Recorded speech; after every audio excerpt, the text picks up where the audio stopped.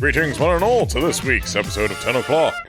I am your regular confused person, Xeno G Lion. That is your regular VTuber, Murder Dr. Loz. We actually got a comment on that, by the way, on Twitter. On Twitter. Oh, wow. So Antonio retweeted it, and so I was like, oh, how can I become a Warframe VTuber? It's hilarious. And we're joined by our supporter, special guest, Thaylien. Good evening, everybody. Have you actually asked any questions for Oh, this, I thought you were going to say in any episode. Do That you would have know, been I a think complete joke. I think I missed those. No, because did you do them last week? Because we never got to them last week. So you may end up answering your own questions. Oh, that's true. Yeah. Oh. Yeah. Oh, yeah. Yes, I did in fact ask some for last time. And this is where oh, thank God I targeted them at loss. Right, okay, so first thing we do every week is emblems. So, wait, that's not my emblem, that's my last week's emblem. I swear I changed this. Xeno. Shh, pause. Wait, yeah, no. Seamless! Oh, shit. Seamless! Made it better. Are you dabbing? Are you reverse dabbing? Reverse dabbing would be like down? No. You're looking up, but your arm's not... Paint me! Paint me like one of your French boys! Anyway, so we have the emblems in front of you, as usual. I love the pause button on OBS. And Thaylien, as usual, which emblem? Oh, looking between the two, I'm really amused by Loz's fight. No skill, no aim, just ping. But I'm getting some real original Blade movie vibes from yours, Drew. Mm-hmm. So I think I'm going to go for yours just for the nostalgia value.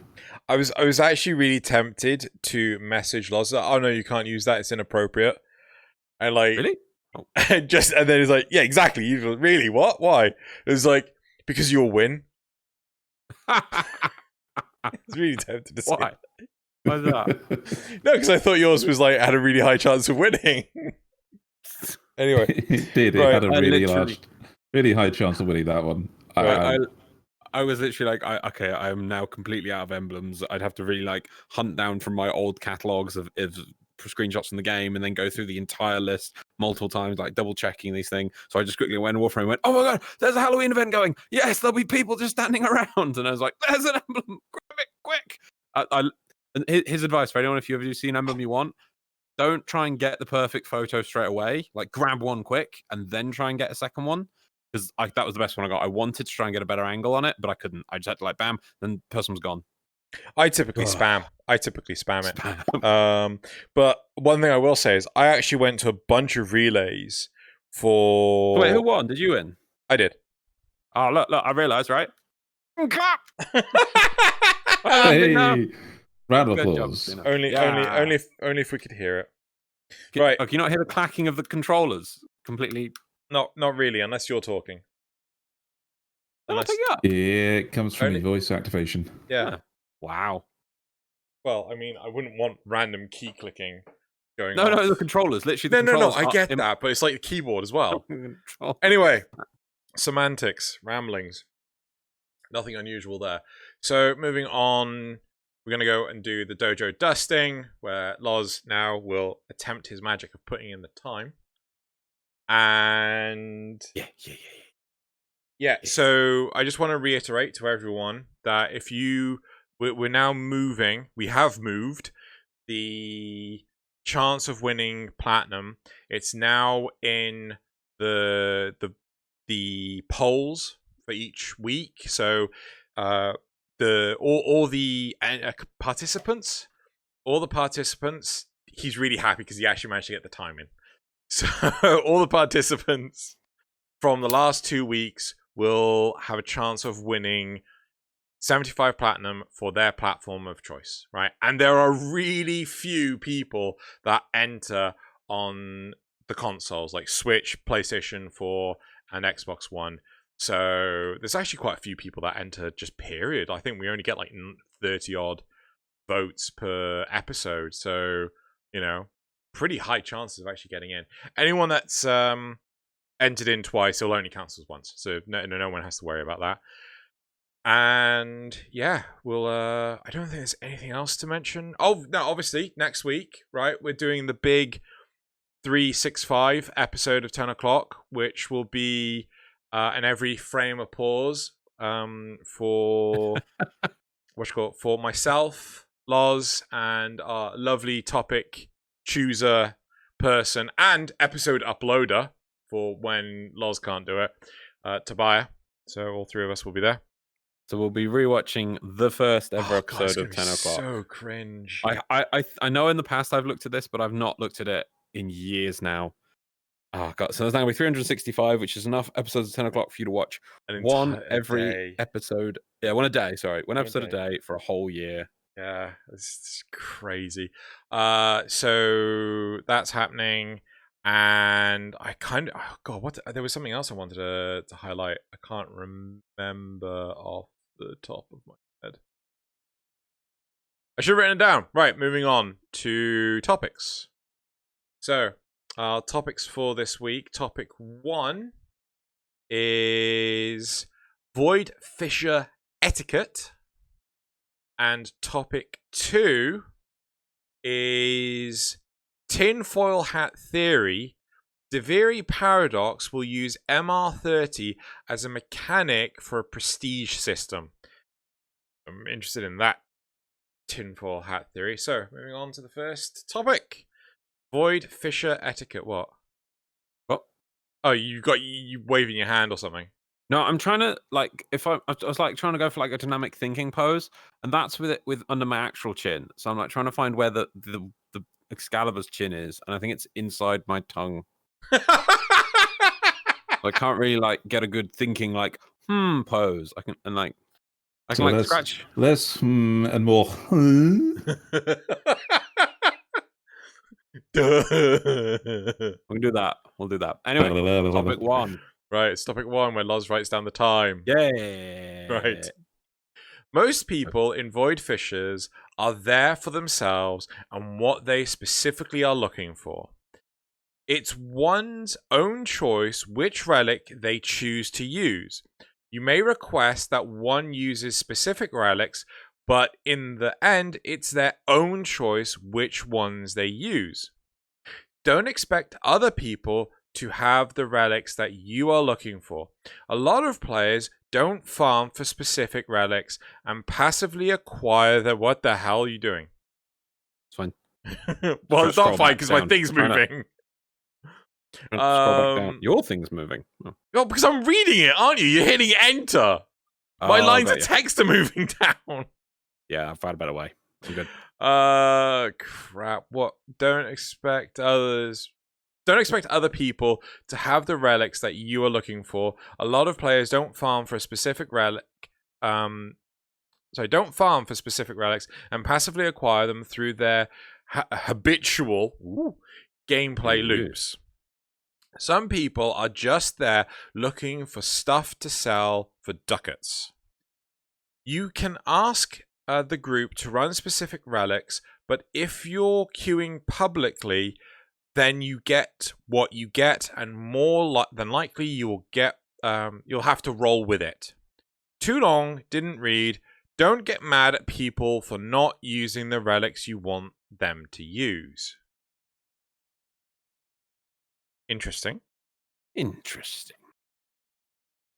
Thaylien, thoughts? Sounds like they've had a very bad experience arguing with somebody over the text chat. Indeed. Yeah. It just the fun of having a game like this where you have public and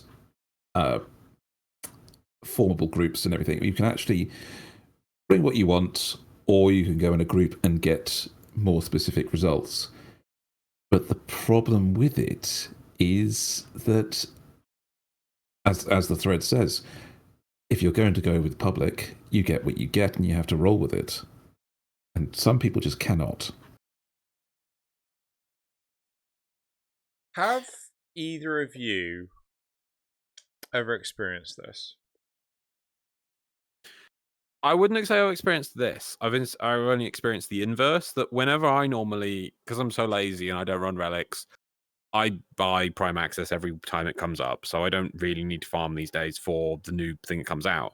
But whenever I go doing relics because it's on the Nightwave, I just use whatever I've got, and I always make sure I've got it at max rank. And then someone will be like, "Oh wow, you're using vaulted relics. That's amazing!" And something really rare will pop up, and then everyone says, "Whoa, thanks so much." I'm like, just It's just there. Yeah, I was just clicking buttons. I didn't mean to. I've never seen the inverse. I've never seen what this person's experienced, where people complain that you're not using exactly what they want. I've never seen this. I've only seen it after a run. So when you've finished up and somebody says, all right, for next run, can you use this relic? We're looking for this particular prime part. At which point I say, yeah, if I've got it. And if I haven't, I just say, nope, I'm going to pop out a group and go start a new random. It's never escalated to the point where I'd need to write a thread on the forums about it. I'll be honest, maybe it has happened to me and I've just ignored text chat. Like, I wouldn't put it past me because the UI, like, so a lot of people will play the game at 1080p, but recently I've been playing, within the last few months, I've been playing at 1440p, and the whole UI has gotten a hell of a lot smaller. Right, I've just cranked it up all the way. It's just tiny. So I wouldn't be surprised if someone's like messaging me in the bottom left-hand corner. And I'm just like, oh, I missed that entirely. Sorry. So, but even when I was running at 1080p, like, I don't ever remember this being an issue. Like, I can't think once of when people were complaining that I didn't take the relic that they wanted. I'm wondering if this is something that's becoming more of an issue now, or maybe it's something I just completely missed to begin with. There's so many more relics now. I mean, to say I want one thing, you must bring this particular relic is just, especially if they did even say that it's maybe the new things. Let's say they wanted some. Oh yeah, we want Banshee Prime, and Banshee Prime is currently vaulted.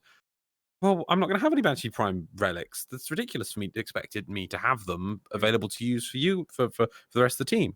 So this reminds me a lot of a topic we used to get a lot about, the same thing but Radiant Void Fisher etiquette, I'd say, where everyone's like, oh my god, I'm using Radiant and other people aren't. They're just leeching off my Radiant usage. And as I think I said back in that topic, you can just go make a group specifically for Radiant farming, and you could easily go looking for people who have relics for farming. I'm picking on again, I know, Banshee Prime, and you say, okay, we're going to use Banshee Prime relics. If you don't, we're going to kick you. So please make sure you got Banshee Prime relics. Like, yeah, I brought some, and you will find people. It might take time. You're not going to find hundreds of people who are willing to do it and have the relics, but give it time. And then you can form your group and it's clear what everyone's doing. To do it mid-run, or to do it like you're saying after you do what? I think it was a Thaylien who said after one run, they then said, oh, we're going to now go for this one prime thing now. Like, great. This is just random. It's a bit weird to put such a restriction on random play. You can just go make your own group from the start if that's what you intend to do. I do have a question, though. Yeah. Is this our veteran status showing? Because all three of us don't run relics regularly, unless we're going with a group specifically, like Xeno and I will go and help out people in the clan and do runs with them to help them get whatever they're farming. But aside from that, when do we go? As you said, you don't go unless it's Nightwave. But I see. Even so, I don't see how. I agree with you completely that we're not none of us are great examples for understanding how big of an issue this is for people. But if I was in this situation, what would my response be? And it would still be the same. Even if I was desperately hunting for something, I'd be like, well, one, maybe if I actually had the relics they wanted, it's like, oh, can you run this relic, or do you have this relic to run? I'd be like, oh, let me check. Oh, yeah, I do have it. Let me just upgrade it. Bam. Or, oh, I do have it, but I'm afraid I don't have the void traces at the moment to upgrade it. Is that still okay? I mean, I would be polite and discuss it with people, but if it was like all of a sudden the random group was, okay, everyone must now have this and you must have it, you must use it, or else in random play, that just screams to me not acceptable because it's random. You could choose to build a group from the start if that's what you wanted to do. To hijack a random group, then. But then again, at the same time, if it was, would I hold a grudge? No, like you said, I would probably just go, sorry, I don't have that. I'll go join another group and just click leave group and then just click the node again and see what I get. No, yeah, you've got the right idea. I was talking about more saturation level. I'm guessing that because the game is, because we don't go on there an awful lot, we don't get that saturation point of encountering these types of players often enough. We haven't done it because we haven't played enough of that particular type of gameplay. So it's like anything else. It's all about what you use it for. The game is what you use it for. And so if we're not having to go and get prime parts regularly, then we're not running into these type of players as regularly as other people who still are building their collection. I get where you're coming from, but I remember when they it wasn't recently. When they had released ESO, and one of the rewards was Radiant relics. Like, oh my god, I don't have to Radiant this relic. Thank God. I hate void traces. Like, to me, it's small, feeble monkey brain problem where I cannot remember to go spend the void traces that I'm slowly amassing, and then I'll hit the cap, and then I've not radianted any relics. But so when ESO came out and there was like loads of radiant relics just flooding my inventory, I burnt through them like nothing. I was like, oh yes, more ducats, more ducats, But even then, it never came up that I had this sort of scenario. And I used to play a lot of pubby based missions back then, but again, so I don't feel that this was an always problem. So I'm wondering if this is something that's slowly becoming more of a problem. You want to feel in-game old? Go on. Piece of Sanctuary update was April 20th, 2018. Which update? The ESO. Update 22 ESO. Releasing Sanctuary Onslaught. April 20th, 2018. It's over 2 years ago. Does not make me feel old. Oh, Wow, does it actually make you feel old, Loz? Well, it's more it just that still feels like yesterday. It does feel really recent. It really does. But anyway, so thinking of that, it could actually be a problem that's come about in the last couple of years. As different people have joined and more people want their actual collections up. You make your point. I suppose maybe it's more because every Prime Access, more relics are added into the pool that people can have, and maybe that it's more common for people to ask now because of the great variety. That's probably. I'd love to know how many relics there are in the game now. God, that's an interesting number. Oh, right. I do know for a fact that when you said about Banshee Prime, I have at least 4 different relics now that drop the same Banshee Prime part. Right. So from different rarities. So when people ask for a specific one to get, say, Banshee Prime, I can say, are you sure you don't want this one? It's more common on that one. And you could get that whole discussion going. I'm just trying to see if I can actually discover how many different types of relics there are in Warframe. Don't push yourself too much. We can find out for next week. But in all honesty, one thing I do want to do is invite everyone that's listening to this. If you've ever experienced this or haven't experienced, please leave a comment saying like, nope, never had that. And or yes, I have. It's important to say if you haven't had it as well, only because that will really highlight the number of cases of people that have experienced it compared to the number of cases that people who haven't experienced it.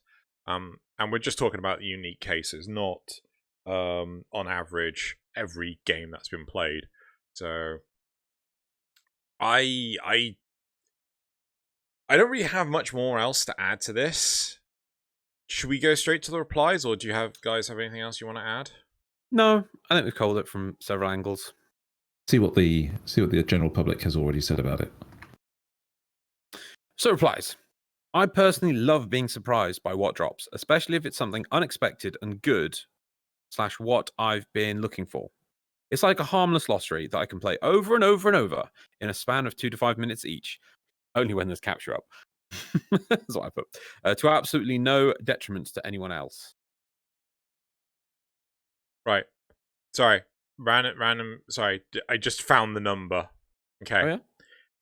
Have a guess how many Relics are in the game. No. How many active relics there are for Ooh. each school. So you only have to come up with one number, and that will be multiplied by 4 because it's for each school. Oh, I think it's 8. like, yeah. It's 8. It is 8. Yeah. Okay. Yeah. 8 per rarity. So you get 32 active relics at each 1 point. Cool. So guess how many vaulted relics there are. Well, they don't vault everything in one go. It's normally like a third of it gets vaulted It's at a time. 12.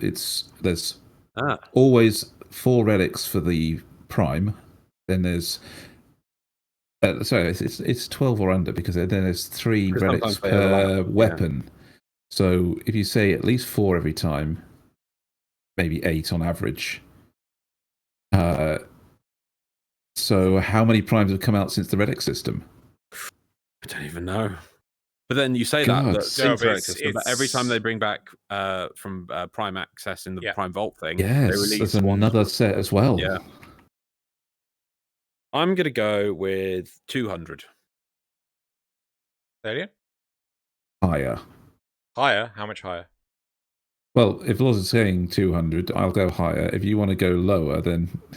Well, I know the number. Wins. I mean, I'm not going to be able to... I can't participate. So I said there's more. Loz says 200. If it's lower, Loz wins. If it's higher, I win. You see, I love that because I could just say 1,000. So, I suppose if you say it was lower, then you know. I don't know. Okay, maybe if that's the game, I'm going to say 300 to make Thaylien think a bit more. There we go. Okay, Thaylien. So if you say 300, yeah, I'll say 250. So you go lower. So is it lower than 300, Xeno? It's 261. Ah, nice. Either way, you would have won. Yeah, well done, Thaylien. Yeah, but it's you win this round, sir. But it's just like the next one. Wow, I don't know. Yes, to me, that's a lot more relics than I expected. Your fingers are really done. Cool. Sorry, let's go back to replies. Sorry, just that. Also, look at Loz's fingers. Yeah, I know. He's doing it very well. Yeah, Barrow. Oh, I didn't even realize that's what. Good job. I can't. Well, I can. I suppose maybe. Okay, maybe I've got this.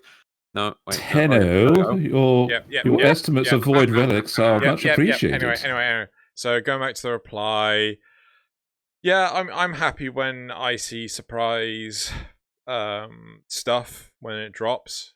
You know, it's just nice. Anyone else? Yeah, I always just go for whatever I've got the most relic of, so it's always a surprise of whatever I get out of it. It's a little dose of dopamine every time you unwrap the shiny thing, and there it is. Loz, what the fuck are you doing? Iron Man. Yes, it is your hand. Stop it.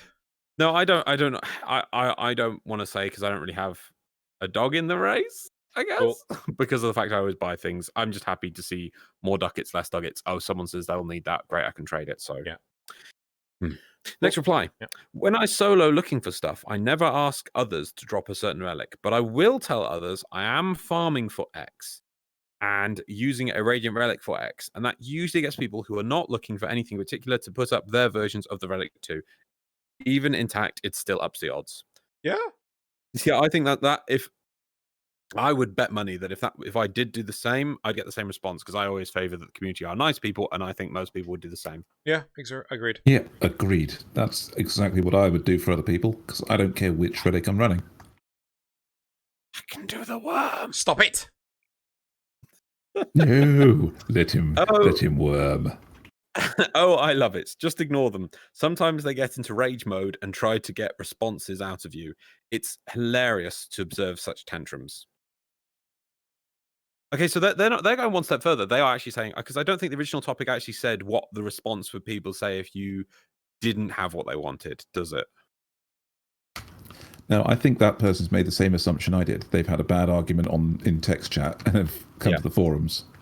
Yeah, definitely. And the that last said, one, I do have popcorn. I want popcorn.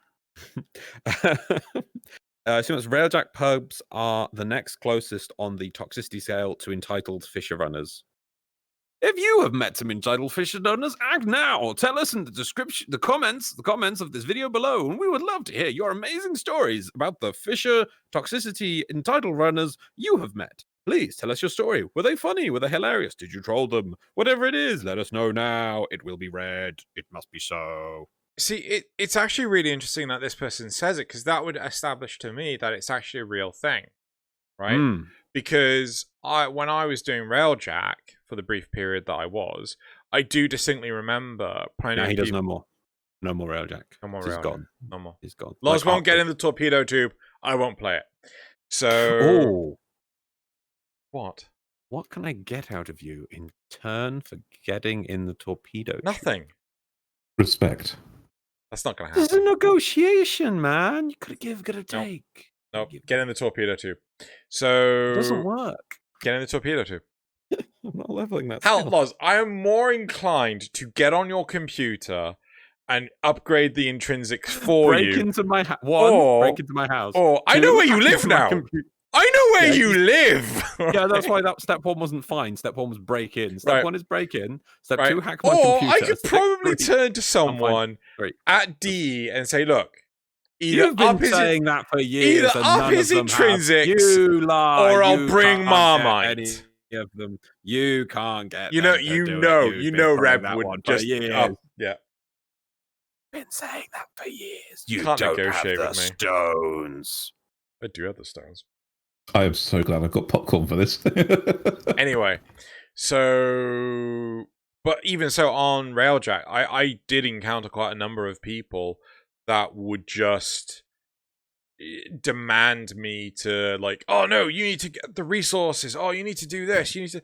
I was just like, for fuck's sake, I'm not enjoying this. I don't want to play your stupid game.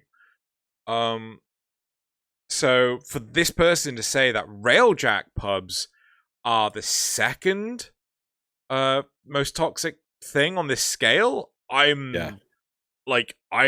living in some weird secluded part of the internet. If you have encountered Railjack toxicity, leave a comment in the comments below. Tag it with #RageJack. Okay, if that's for Railjack, what's the hashtag for people demanding specific relics? Relicgate? Relicgate. I wasn't going to think of something that just popped in my head. On that point, I think we'll leave it to see if we get some responses from our community. And I assume we're probably also going to have some polls on maybe those two things. So we'll see what results we get next week. That's really cool. Let us move on to topic 2, Xeno. Cool. So topic 2, as I now zoom back in.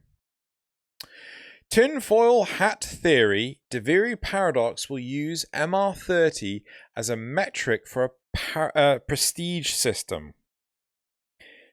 So many of these things don't sit in line with each other. Okay. In the cinematic, we saw a younger operator drop a Tigris into a hole, which was taken by an older one to fight a weird Dak soldier, right? I'm just going to guess that we will be able to sacrifice all our mastery to use a number of weapons / equipment as operators with an account reset. MR30 was noted on the last dev stream, and they mentioned it kind of lit a fire under our butts to get it done. We had Deviri Paradox revealed with Empyrean and Railjack's release. Empyrean is Railjack. It makes some sense that DE needs to work on it for so long, and for them to mention they need to finish something up in reference to MR30. And we're just going to say this. I love this person's optimism. And I hate how I just want to say, no. Obviously, this thread was written before the last dev stream. Had to have been. Because they literally told us what was coming at MR30. No. It references the last dev stream. No. They references the one before where they say, yeah, MR30 is coming along. It's kind of lit a fire under us. We've got to get it finished. And then this one is the one where they actually showed us what they were doing with it, with Rebecca's rather creepy infographic. 11 days ago. Yeah. Last dev stream was only 7. Yeah, so this was written just before. Oh, the poor guy. I mean, the poor player, because that is some really nice optimism. Like, what do you think? The idea that, well, even if we had what we've been told we're getting with these legendary ranks and so on, what if there is something to do with that with Deviri, that we can sacrifice some of our content to give to ourselves in future content, in Deviri content, maybe? Sorry, that was just my can of root beer. Ew, canned root beer. What flavour? NW. I got 24 cans. Good job. Yep. Is that what I showed you? Yeah. Of course it is. Right, so... For those of you not paying attention to the Tenno Clock channel, Xeno and his root beer are a great combo. Wait, I saved you a can. I told you not to bother. You know. I said I get a can. Anyway. Right, so yeah, okay, fine. So they assumed that the thing is, like, they've said this year, I think a few times now, that they wouldn't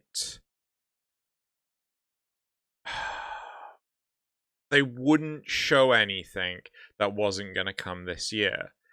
So the fact that we've not seen anything of the Deviri Paradox would indicate to me that the Deviri Paradox is not coming this year. Granted, we did have the whole Heart of Deimos update just like bombshelled on us. But at the same time, I don't think that they would go down that route. I just you know, there's been numerous hints and teasers about Deimos, where they're talking about infested open worlds and shit like this, but we've had literally nothing of Deviri apart from the whiteboard and the teaser trailer. Those are the only two references of Deviri. Yeah, there was that, but they did, in fact, I think the only other time they've mentioned it was they confirmed that the Horseman was the Deviri version of a Dax. Yes, that's true. I think that was actually post TennoCon. You're right there. But that was it. That was the one when they brought it up as a question from like the chat or whatever. I think I have a question for you two. Do you feel that the sudden, hey look, here's Heart of Deimos, is setting potentially a bad precedent for consumer expectations? In what way? So, hey look, we've teased the Heart of Deimos, you're going to get it in less than a month. They kind of did the same thing with Planes, but I think it was you're going to get this in 3 months. Planes was teased in July. We didn't get it until October. Oh, we got it in September. Nope, because I moved. End of. Yeah. I'm pretty sure it was True. October 11th because that's when I moved, and I didn't have an internet connection. I couldn't play it. Good memory on that. But It's then seared into the Fortuna pain was of my body. faster. Fortuna was faster because they did that. They did a reveal at TennoCon, and they did it the same year. That was November. I think it's because. But they announced. Was it November? Yeah. They announced it before the previous. They announced at the end of the previous year that was going to be the next open world. Was Venus? Yeah. But they also, as Xeno pointed out, they were saying things like we're looking at an invested open world as well. No. They did that quite a bit earlier. They had been teasing it after Plains of Eidolon and saying, like, we're just trying to work out how it would work, like, geographically wise, how you would traverse it and things like that. And I wouldn't be surprised if with Heart of Deimos they were kind of pushed into, no, just fucking get it done. I don't know. Which explains why it's only half out, as it were. I kind half of... out? Yeah, so did you watch the last dev stream? Yeah, but they said they were going to improve it, but I saw that more of they all get an update where they improve them. Like Plains got Tridalon, Plaguestar, and Ghouls as updates to it. Venus got the 2 spider fights as updates to it. Is Deimos? Did they actually release Deimos with less than they intended? I think they did. Yeah. Because they've got the other Necromech coming out now rather than when it was previewed. It's true. Because they had both of them in the same screenshots and everything. The thing that really highlights to me that they released it with less than what they intended is actually the additional underground tiles and bounties. Right, so that I would have thought, like, yeah, okay, don't get me wrong, I'm not going to trivialize the amount of work that needs to be done to be put into a Necromech or into the new enemies, like the legs and the weird mouth thing. But to me, like, the underground working mechanics, I would have thought would be a lot more work. And if they're expanding that, it's not just a fresh coat of paint. Right, they're not slapping on a fresh coat of paint. That's what I was trying to say. Do you think that the bits we're missing out of Deimos and are being released with Deimos Arcana are because they changed some resources up and diverted it into the Helminth system? No, Helminth as a system. It wasn't like Helminth was bugging out. Well, my understanding, don't get me wrong, I have not even unlocked the system. I'm still lazy and I've had computer faults. I think we finally fixed them now because Xeno helped me completely obliterate Razor Chroma from my machine from orbit with a Nion cannon. But anyway, it wasn't that my understanding is it wasn't that Helminth was bugging out and so they needed to keep fixing the code from beforehand. It was balancing issues is what they were doing for that. It wasn't like you would sometimes load into a mission and still have your original ability, or you'd load into a mission and the Helminth swapped ability would be in the wrong slot or was a completely wrong ability. That would indicate that they needed to do a lot more work underneath the hood, so to speak, in to make the Helminth system work. What I remember them changing is that they did balance passes, and that's more. I don't know how it's coded. Wrong, but that's more like to change a plus 75 to a minus 25. I think you've misunderstood what I mean. I think that because we're going to release Deimos, but they released Deimos alongside the Helminth, or the Helminth system as a bonus that they hadn't revealed. It was a surprise system they've sprung on us. And do you think that because they were also developing that alongside it, that it took time away from the actual base Deimos stuff? I want to say no, because I reckon this is scope creep more than anything else. I think the Helminth system was probably in the works for years, and it's just been that it's more that the Helminth system has been dragged through the mud. Because I remember when they added the Helminth Bros, they talked about adding more, and there was going to be more things. Remember, they even said about, we're going to eventually add the ability to. I don't even know if we still have this yet. Can you necrosize your warframes once you immune them yet? No. That was going to be something they said, and they were going to add into it. So I think it's more that was just a can that kept getting kicked along, and eventually they went, right, we'll just finish this up. Bam, slot it in. Well, I mean, it makes sense to slot it in now because Infested Demos. Yeah. So it just made sense.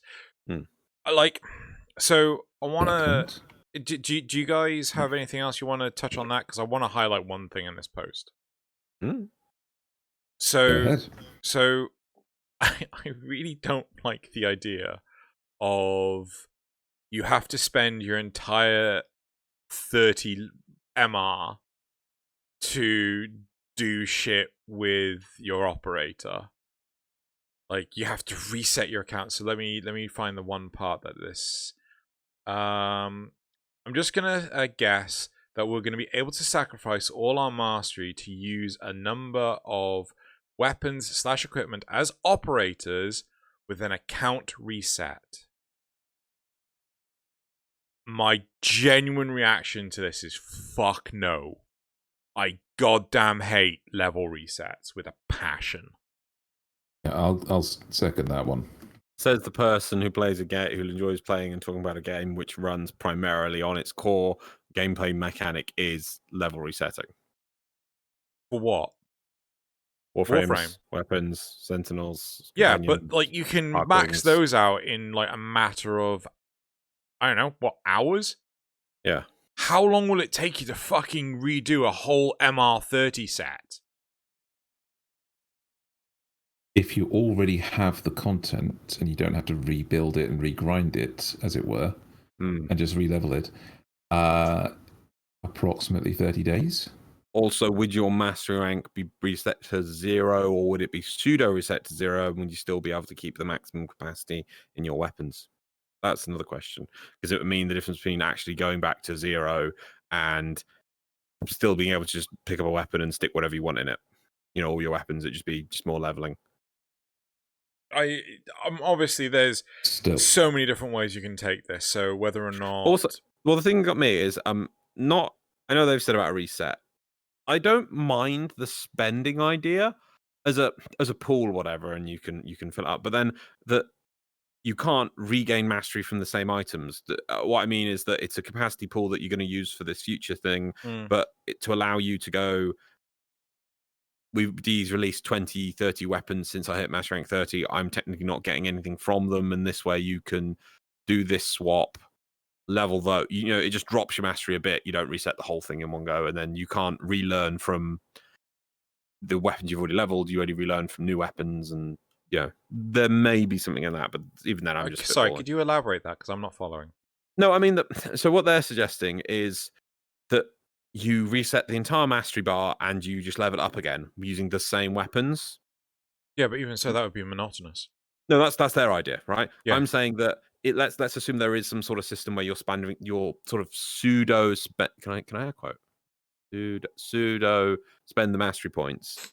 Not all of them, but some of them, and you knock yourself down to 28. Let's say you knock down 2 levels.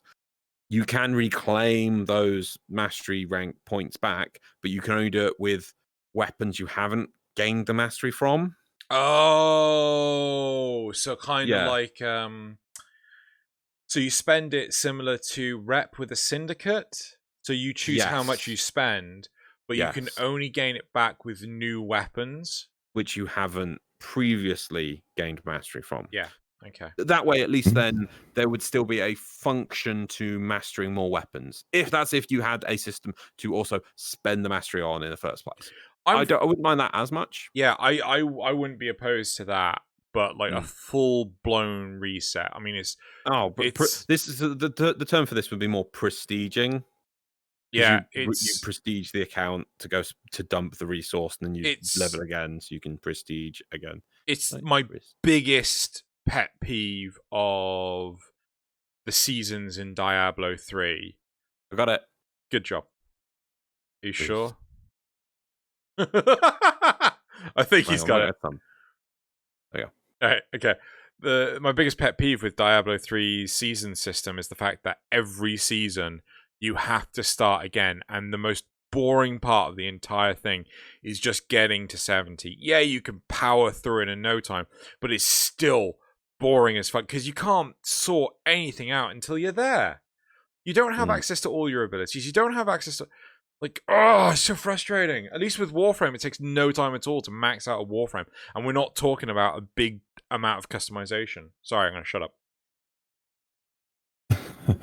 No, I thought that you'd like this because it ties in with your earlier desires about mastery capping out at 30. Now, because that idea means that you can build your mastery up to 30, new weapons are released, and you say, okay, so I can get, X amount of mastery from that. Let's put that amount of mastery into the prestige system, and then re-level to get back up to 30 again. You see, I don't know. My point from last week wasn't I don't want to go beyond 30. I just want to stop leveling, right? I want to be able to say, I mean, Loz has been saying this for years when it comes to World of Warcraft. Why do we have to keep on going through this leveling? Why can't we just have an expansion that's nothing but raids, right? And I'm at the point now where I completely agree. I love the plot that's introduced with World of Warcraft, but with Warframe, it's just like, why do we need to keep fucking leveling and shit? And don't get me wrong, Antonio, I really felt highlighted something really valuable with the whole retirement thing. You get bored if you're not actually spending the resource towards them. So I totally get where he came from, but I'd much rather continue leveling into some kind of prestige system than fucking account resetting. Ugh, no. Okay. How about tie this back to the thread a little, where you're sacrificing something to feed into Deviri for your operator? Can I sacrifice my operator? Sorry, joke. Probably have to sacrifice your current operator to get the upgraded adult operator. It's evolving like a Pokemon. No, so he said you could sacrifice your mastery to reset your count, which we agreed. Let's not do that. But to give resources like weapons to your operator in its adult form, I don't think that would be too bad. Where you can literally take weapons or things that you've already leveled and give them to your Duviri operator, but you lose them for your current Warframe settings. Oh, nothing against D, because I think they might even like this idea based on the helmet system, because the helmet system makes you go, oh, what's that? You need to go play every piece of content we've done before to go get enough rep or runs on a boss to build a Warframe for a second time. What's this? We're going to make players rebuild every single weapon if they want to use it in the normal past main timeline of the game, while they futurize all their other weapons. Oh, you can just, I feel, yes, this is ha ha ha ha for them. Yeah, I wouldn't put it past them. But what if there was it was something that, because you'd done the futurizing, you couldn't get it again? You could do it for certain weapons, but I can't see that for. Well, no, they might. Maybe they could do it for some of the unique weapons, but yeah, maybe. Well, how about the things like you have to classify it? Say, regular pistols, regular shotguns, and things are transferable, but maybe not prime weapons, or maybe not arm cannons, or heavy weapons and things that you would not expect a normal human to be able to carry. Give it a limited pool, and those weapons that people, you could do it on that the weapon usage thing. All the weapons that you don't normally use because they're not powerful enough for high level content. You can only take those ones over instead, because they're the ones that don't do enough damage and things for your regular Warframe.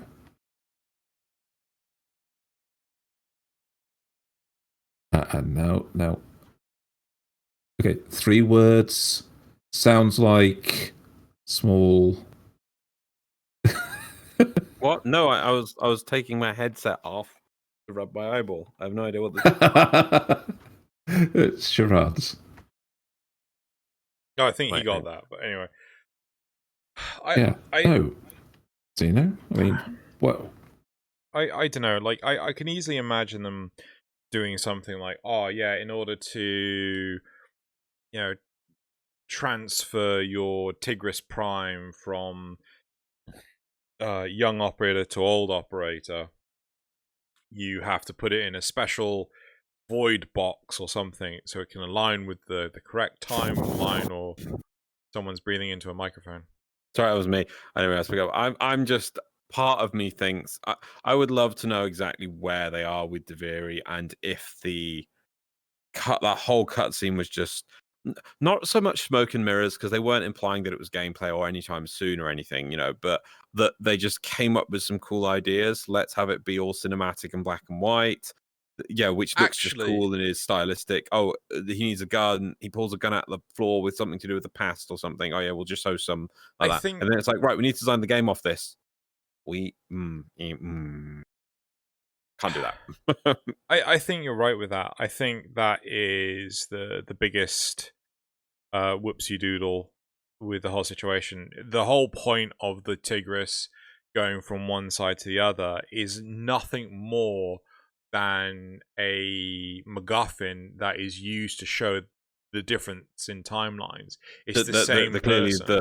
The Deviri paradox or paradox is going to be something to do with time, and it's like, oh, this is clearly what it's about. This is showing the time thing. Okay, right, Loz.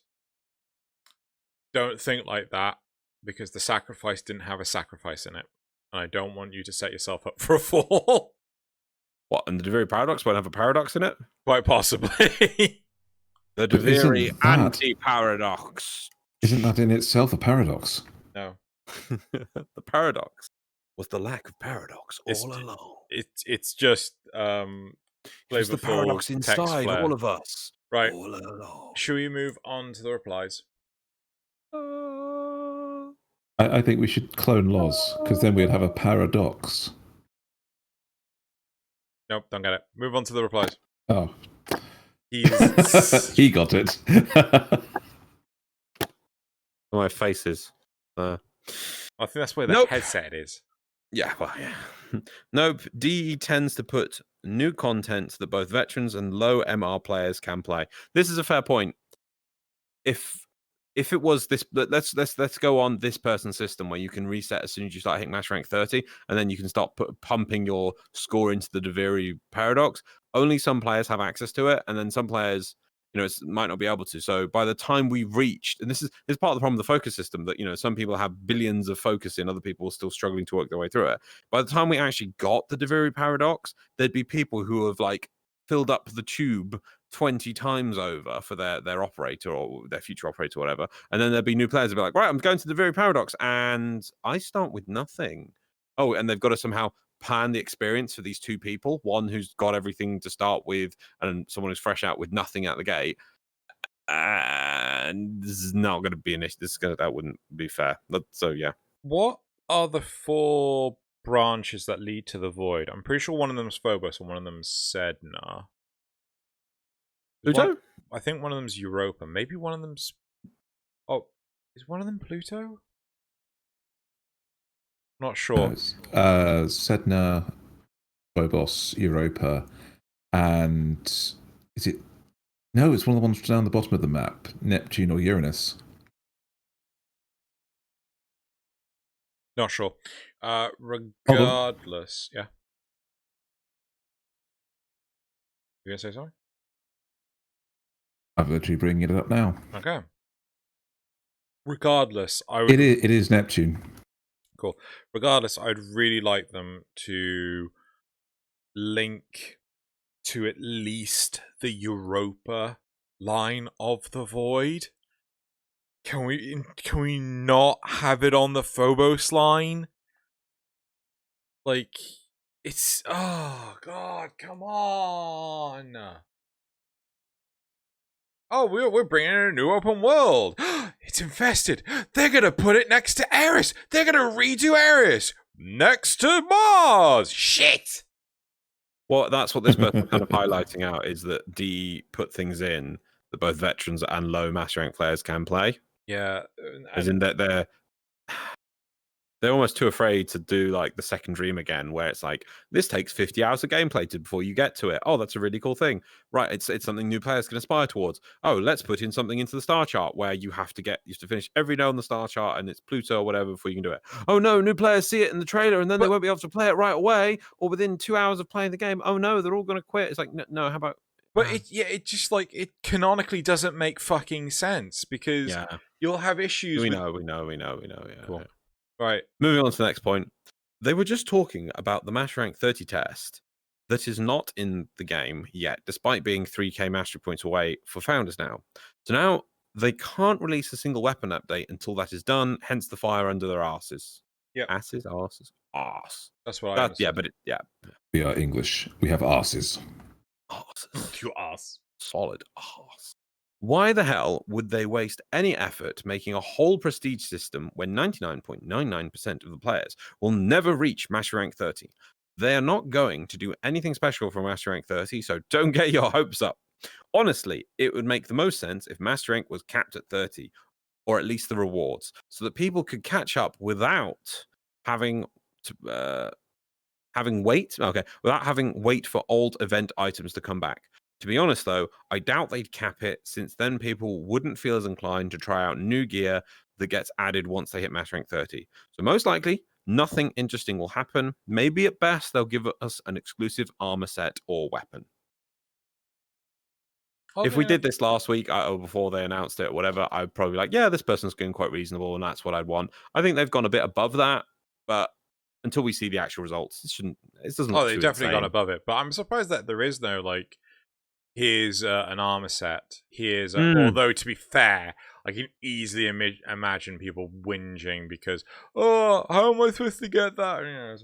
I also think we're getting a Lisette decoration. It's an external Lisette decoration, isn't it? Yeah, but I don't think people That's care cool. about that enough. A hood ornament. Loading Also, screens. people have asked me to have you as my hood ornament on my Lisette. I'd be very happy to do that. Just a screaming Loz through space. Hey, you won't get in the torpedo tube. You'll be my fucking hood ornament.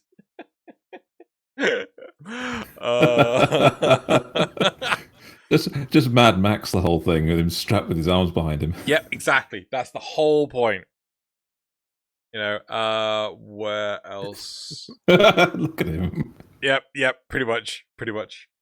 The other point, like, I didn't like the whole criticism about 99.99% of the players will never reach MR. I think that's a little harsh. Yeah, I think a lot more. As time goes by, more and more players will reach it. Yeah.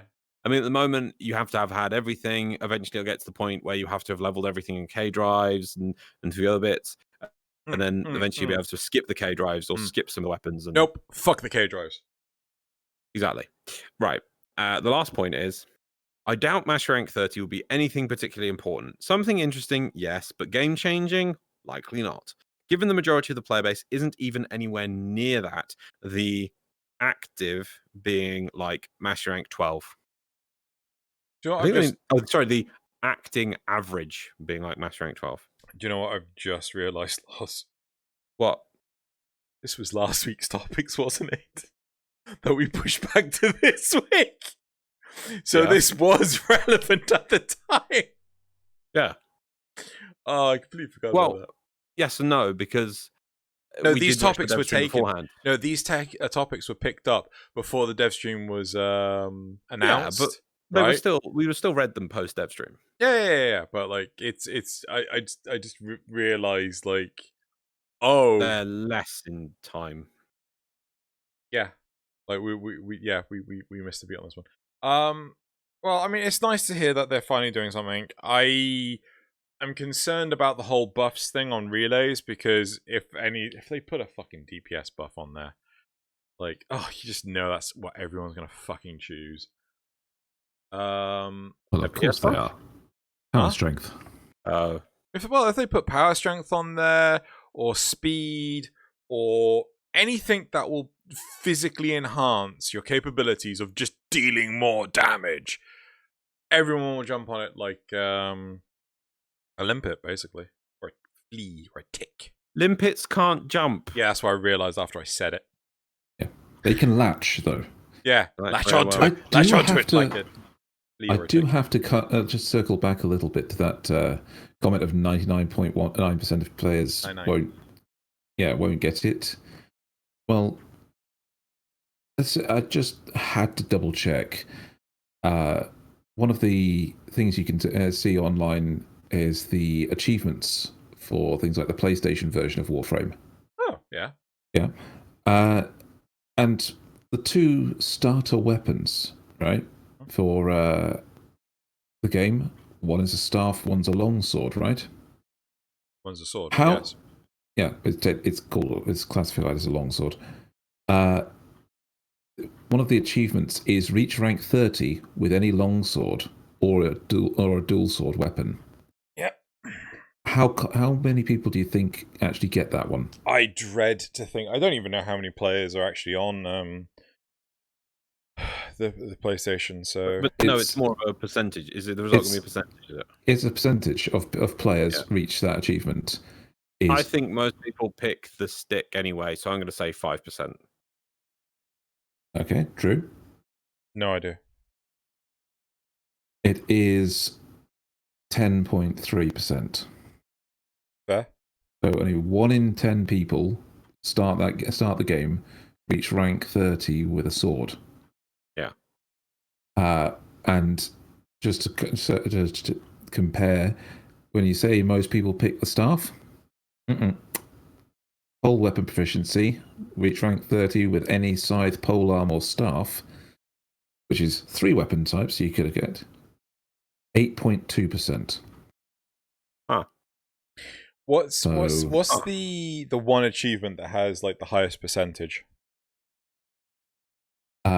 Reach rank 2 with any warframe. 55%. What? So almost half the players that start Warframe don't reach rank 2 with the Warframe on PlayStation. So what? They hit the MR test, go no, I don't like it. Just wow. I'd love to know how many users there were on. No. Say it again, Thaylien. It's the actual achievement is no longer a rookie. Reach rank 2 with any Warframe. No, not the mastery rank 2. Yeah, rank. But they don't even. Oh my god! They what? don't even finish the tutorial missions. You get to MR1 through the tutorial missions. So to rank 1 with a Warframe through just playing through the opening and Vor's prize. That's enough experience to rank up to rank 1 with a Warframe. Wait, the first mission or all the missions? I think to get to the end of Vor's prize. No, you must get higher going rank more. than rank Yeah. 2. Yeah. Than, So it looks like on PlayStation, 45% of the players play through the opening and then don't. Fucking hell. So that's the kind of. Hold on, I want to check this on Steam. I'll just link the page I've got. This is a way to check. We'll shove this on in the description of the video so people can actually check it themselves. View global stats. Wow. So the highest one is Solve a Cipher at 64.4%. Payday, earn 1,000 credits. Secrets of the Oregon, find 1 mod, 57.2. Reach.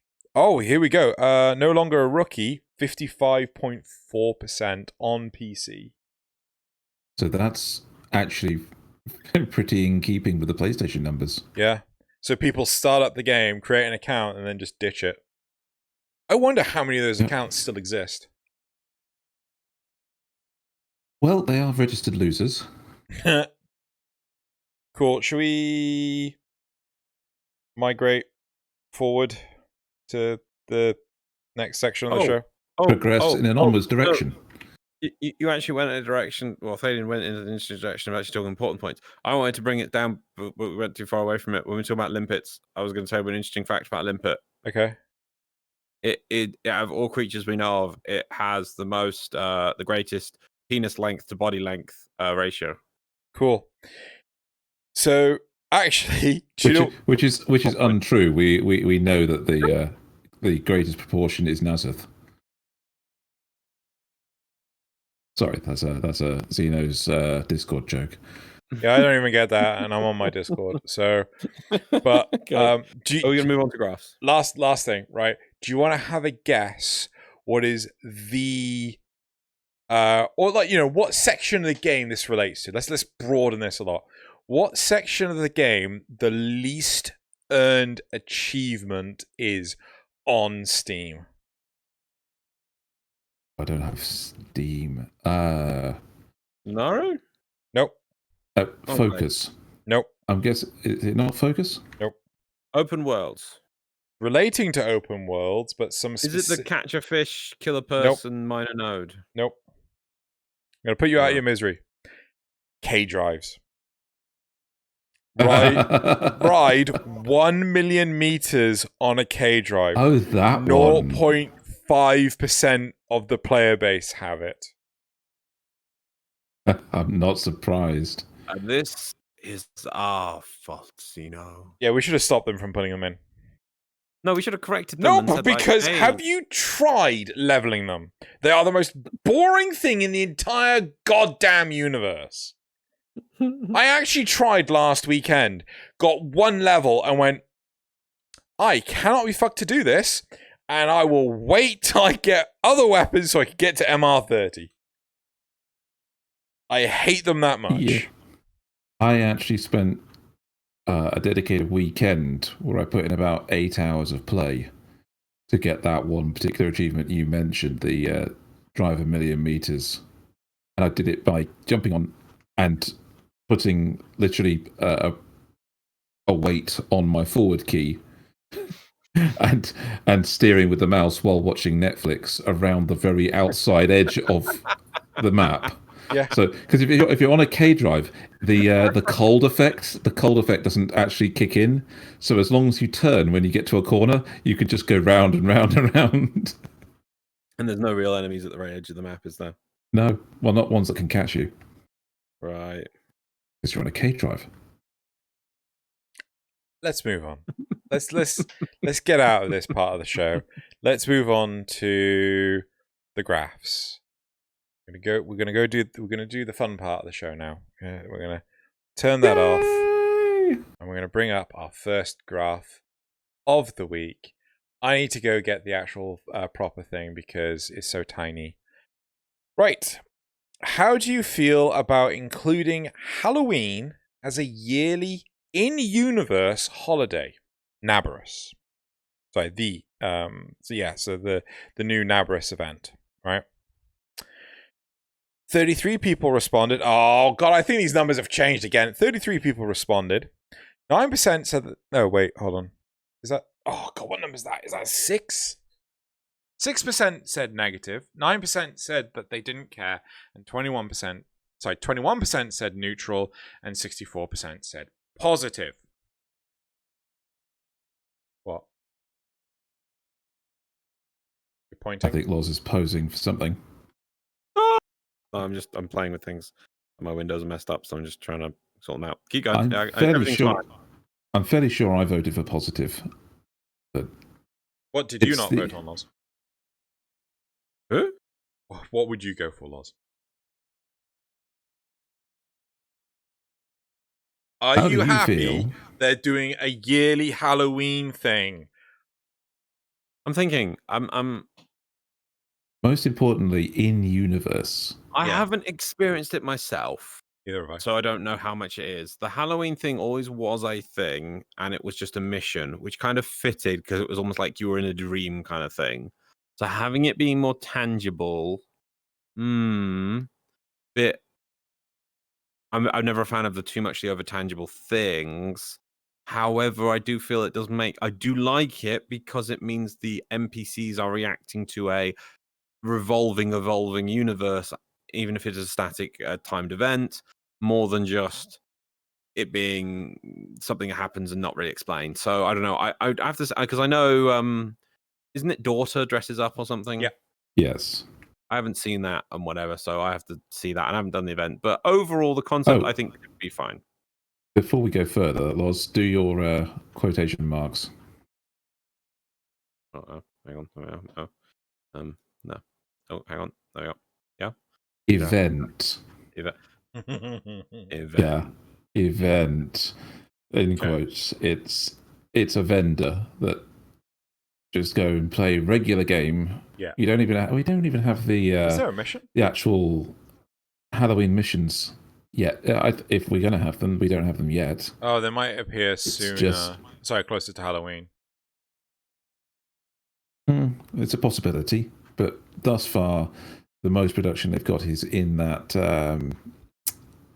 ship decoration that tells you the story. Yep. It's quite a good story. Right. Does it load a mission or does it just It's a cutscene. But it's okay. Fairly basic cutscene. I've listened to that, and I was actually quite interested by the story. Cool. Moving on to the next graph. First off, I am both happy and sad that I gave people the option to add in their own options, because like a nincompoop, I forgot to add a positive thing on this graph, and I need to apologize to everyone for being a complete and utter idiot. So, first off, the title of the card. How do you feel about color customization UI elements? Right? One person said something that literally made no sense and couldn't be interpreted at any possible positive, negative, or anything. So they're pure nonsense at 3%. 6% said not enough customization. 15% said took long enough. 28% said that, oh god, this thing is not freaking up to date. 13% said that they felt positively about it. 28% said that they didn't care. And 34% said it should include environmental stuff too, e.g. doors and lockers. Yeah? Yeah? And I want to apologize again, because I screwed up the actual thing. There should have been positives on the actual thing, but I'm very happy that people were able to add them in themselves. Still an idiot. Excellent. Right. Do we want to elaborate on that?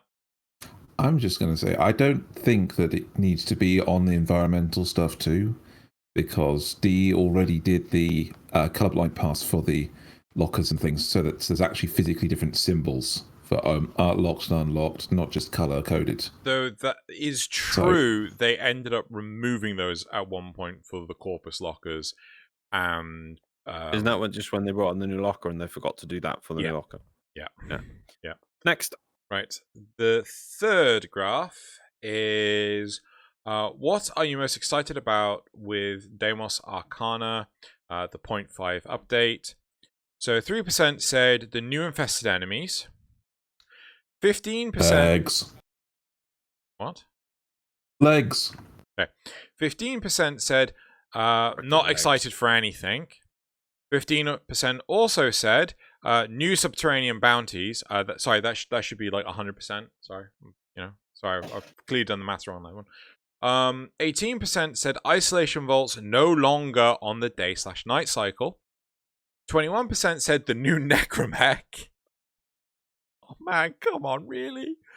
27% said the new weapons. Well, honestly, I think I am excited for the new weapons because I'm going to get a bow that fires a tentacle, and that just seems vastly amusing to me, especially in the simulacrum where you can turn off the friendly fire protection. You can't hurt people. Oh no, it won't affect them. You can affect them. Grendel can eat people's cats, so But for practical purposes, the isolation vaults not running on the day-night cycle is the most logical and best part of the update, I think.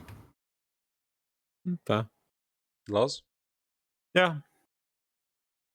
I'm going to go with Xeno's. What, the subterranean bounties? New subterranean bounties. Yep. Yeah, because that, to me, I mean, don't be wrong, I've not done enough to probably appreciate the Isolation Vault one. I bet that one is probably actually a massive change and it's probably will be well received. But to me, for longevity, the subterranean bounties and making it feel like there's more, the underground really feels different, vibrant, and massive is going to give a longer effect than the rest to me. Yep. The next graph is, how do you feel about the MR30 editions that they, talked about? 6% said that they didn't care. 6% also said that they had no opinion. 9% said negative.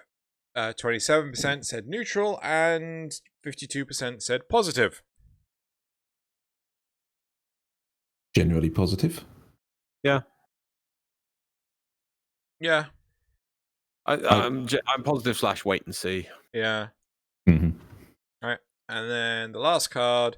Would you like an end to account leveling in Warframe, or would you rather keep leveling? 24% said they had no opinion. 33% said that they wanted it to end, and 42% said that they wanted to keep leveling. Yeah.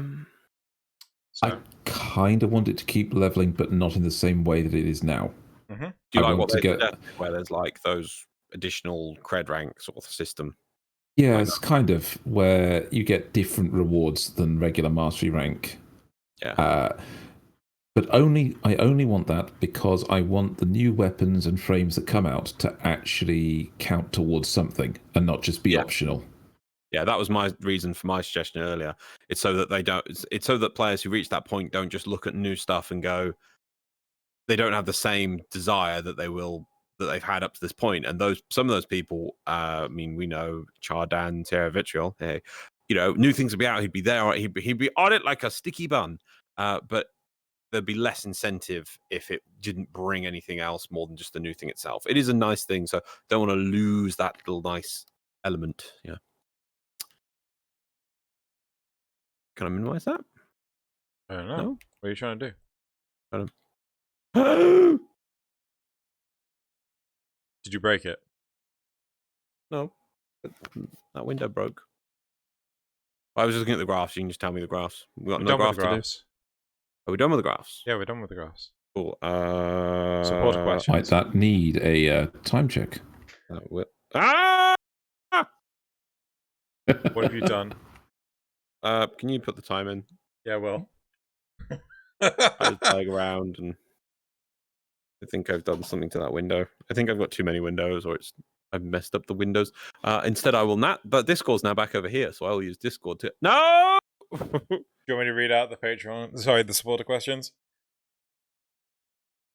Yeah, so I've messed this up every time I click. Oh, yeah, every time I click. Actually, no, I can do this. Hang on, I can do this. I can do this. I know what to do. I know what to do. He might know what to do. I don't know. Before you start, Xeno, I think you do need to preface the supporter questions with the fact that you started the supporter questions topic with "Let it rip." No, I don't know what you're talking about. Loz, is it there in the screenshot? No. Then Thalien's lying. Thaylien never lies. Apart from now. Screenshots never lie, Loz. Screenshots can't lie. Screenshots never lie. It's true. Except Xeno can delete his own comments. I never delete my own comments. Okay, so Drunk Arbiter asks, who's Drunk Arbiter? Drunk Arbiter. I have to check because Thaylien isn't Thaylien, now he's Thaylien. But frame prime gone. Anyway, Drunk Arbiter says, which frame would be the best at Beyblade? I know the answer. Who are you? Hello? I'm thinking. Thaylien? I think that I'm going to go for an unconventional pick and say Chroma. Because he can change the elemental type of his Beyblade on the fly. I want to say Zephyr, because Zephyr can throw a tornado at her Beyblade and just keep the thing fucking spinning. You're both wrong. The answer is... The answer is Mirage, because you can make the bloody... they'll be like, right, let it rip. And then the actual dome... I don't know the name, the arena. She'd be like, trap. And then it explodes. She could turn enemy Beyblades into explosives. Yeah. Moving on. Thaylien asks, further to that, if you had to subsume a Warframe into a Beyblade spirit, which would be the most likely to win a tournament? Did you ever watch Beyblade, Drew? No. You missed out. Did I? Did I really? It was proper Saturday morning silliness. Yeah, I liked it. I didn't. I used to watch it when I was a kid, along with you. But hold on, no. You couldn't have watched it as a kid because it came out when I was like an adult. Where are we defining adult? I want to say 18. No, it didn't. I watched it before then. Shit, I'm or maybe you're just old. It did come out in 2001. So if you had to subsume a Warframe... Oh, it's 16. Never mind. Yeah. So if you had to subsume a Warframe... I said earlier, Zephyr, like, just keep the thing spinning. Like, that thing ain't going down. That's the best at Beyblade. But Beyblades can actually have... It'll fucking spirits spin itself. Infused into them. Yeah. It'll fucking spin itself. That's a fair point. Yeah. You know, don't need fucking Zephyr to do it if it can fucking spin itself. Fair enough. Ejodai, if each Warframe was a sandwich, what would Oberon be and why? You can continue answering for other frames. It'd be very disappointing, just lettuce. Just fucking lettuce. And like, you gonna put any sauce in this? Nah, you're just gonna fucking eat that lettuce. You know? Am I gonna have to bring you a lettuce sandwich now? No, please do not bring me a lettuce sandwich. And be like, but it's an Oberon. Shut up. Eat it. I'll fucking throw it at you. You know I will. Out of sheer rage for your heresy of butchering sandwiches.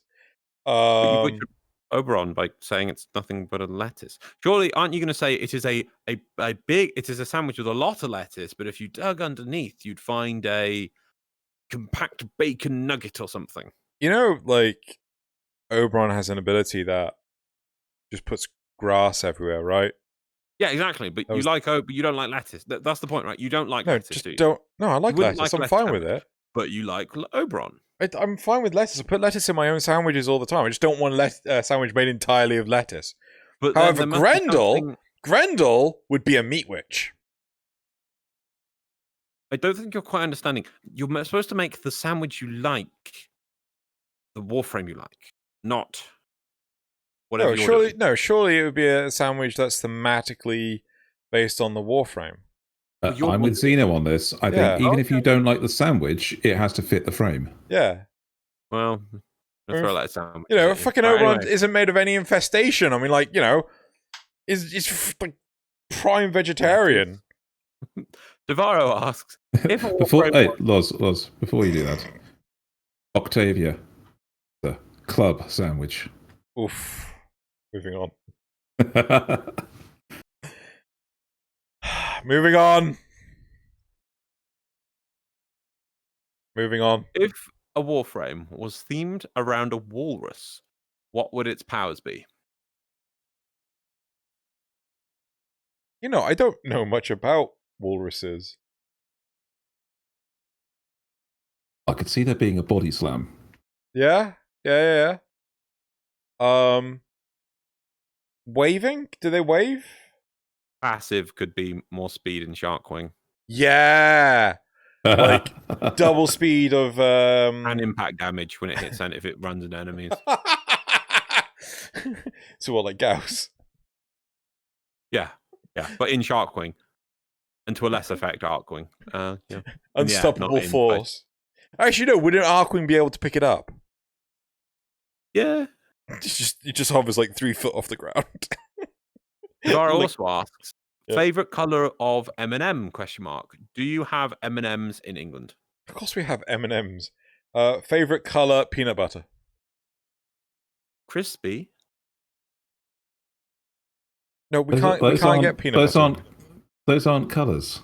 Yes, it Yeah, is. they are. Those are flavours. No, No, crispy. it's a color. Crispy. Why can I taste purple? Didn't say the outside. He said favorite color, and favorite color is the crispy. Look, this inside. It's crispy color. Thaylien. There's an essay here, Thaylien. What is this about? Right. When facing Master Rank 30, DE have multiple ways to progress. One of the more popular player theories is that they could bring in Mastery Rank Former so that you reset your level and all associated bonuses to 0, but then have a permanent perk that a normal player would not have while they build back up to 30 with weapons and frames that come off this point. This would mean resetting your mod point amount, your bonus standing with syndicates and so on, with much slower progression back up to the ranks due to a lack of post-Mastery Rank 30 frames and weapons being released yet. What perk do you think could be added to a player's account after a Mastery Rank Former that would be worth losing these bonuses? I call bullshit. This is a double memes thing. I know it's a double memes thing.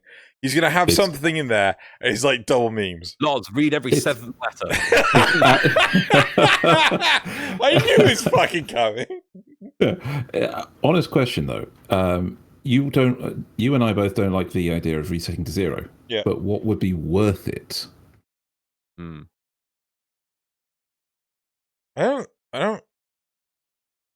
I'd have to think long and hard. I mean, I'd probably want every Warframe ability unlocked, regardless of whether or not their level, because I mean that's one thing that would piss me off. Okay. The question is, right, that's the thing, is I like that Thalien's gone with the suggestion I had on the way this reset works, is that you reset, but you can only basically gain mastery from the newer stuff, I think. Is that what you're meaning, Thaylien? Yes. So you've already gained your mastery rank from the current equipment. Now, my question is, do you want to do this as one reset, which is that's it, you get whatever this bonus is, or is this going to be the start of a whole new reset path and you're going to do multiple resets? Because let's say for each Mastery Rank 30 full reset, you permanently unlock, I mean, you're saying Warframe powers, Drew, so you'd permanently unlock on the first reset, the first Warframe's ability power would always be at maximum. And then you get all the way up to 30, and then when you reset again, the first and second power would always be at maximum. So you'd have to do it 4 times. You see, that's the question. Do you want this buff to be a one-time thing? Because I like your system like this, but it also means that it's going to be a long time before you reach Mastery Rank 30 again. So should this be a one-time buff and that's amazing, or should this be the start of a whole new leveling platform? I honestly think this is a really, really long question, and I'm like, I have no idea what the hell you're talking about anymore. Like, you're talking about... Only Thaylien could do it. So, Thaylien, I think if you were just going for like a generic thing, probably along the lines of each time you reset from Master Rank 30 to 0, it would have to be like plus 13% drop booster across the board on all drops.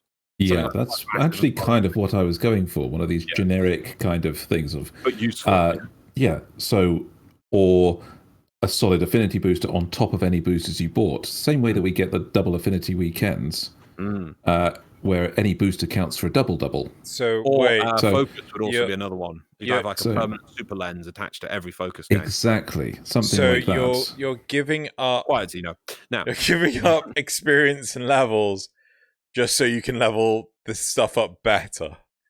Yes, that's the point. Okay, Welcome to perk systems that like most mainstream games utilize. Okay. Next question. We were discussing it. Mister, I don't know what you're talking about. I'm not going to join in. Hey, I'm going to butt in right This is the support. This is the supporter questions, not Thalien's long-winded question just to trick you into double memes. Oi. He did a serious question. There's no trap. There's no trick. So what was it? Read every 7th letter. 1, 2, 3, 4. C. It's not every 7th letter. No. What did you say it was? He said every 7th letter. Oh. Which spell out like double memes or something. Oh, okay. I thought you were being You were genuine. saying no. I can't see the questions. I'm just going off what I can't even see. Oh my god. Next question. These are your supporters, man. Support. Oh my god. Betray them. Lucifer Pain. Ludificor. Sorry, so the tiny right. I love this headset, but the tiny writing is a little bit blurry. So hang on. Yeah. Ludificor. Ludificor Pain is very small writing. I've got up here. Let me get this right. She saws, he whores, me moors, ge gores. Leadors. Good response. More seriously, if you could pick only one frame for either an aesthetic or mechanical redesign, which would it be? Ooh, something with an aesthetic redesign. I want to say baseline Oberon. For aesthetic? Yeah, for aesthetic, because I really don't like that crotch mechanical? cape.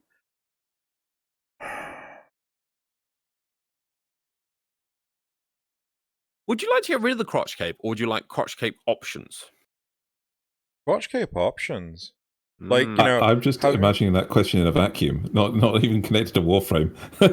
like having the ability to toggle off the front part or the back part, or being able to change the shape of it and things like that. Have like a short one on the back, a long one on the front, or vice versa. Yeah.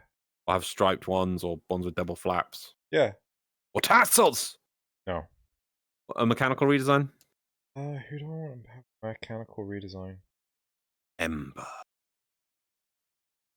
No. Mirage. No, who's my new pet hate? Mirage. No, Mirage not my new pet hate. What's one of the... Oh, no, I think it's Zaku. I think Zaku's my new pet hate. Because they basically gave World on Fire to Zaku. Oh, good point. Yeah. Zrugel asks, what's your favorite dinosaur? The fake velociraptors, the ones that are in Jurassic Park that are actually called something else in real life, but I can't remember the name. And have feathers. Zrugel says also asks. No, wait, no. I didn't think the big one had feathers. Only the real velociraptors had feathers. Not I think every dinosaur had feathers. I think it's a. Oh, okay. I think it's more prolific. I think they're actually quite fluffy. All dinosaurs. We don't know. Cool. You know. We're like, oh no, they're all scaly and smooth and thingy. They're like they're fluff balls. Zrugel lastly asks, have you started on your ideas for those Steel Path only enemies that you were going to come up with for episode 366? Yeah, it's in 2 episodes' time. I've come up 300 episodes. We will then reach episode 666. I've come up with my designs. I have my concept art. I just need to add on the variations. Awesome. Oh, did you see one of the newer members of your Discord jumped in with a whole load of ideas for that? No. Oh wait, no, I did. Yes. I did. I was going to say, suggest you read that. It's actually quite well thought out in some places. Xeno sees wall of text. Xeno must read wall of text. Xeno is obligated. How do I get text-to-speech to work? Sorry, moving on.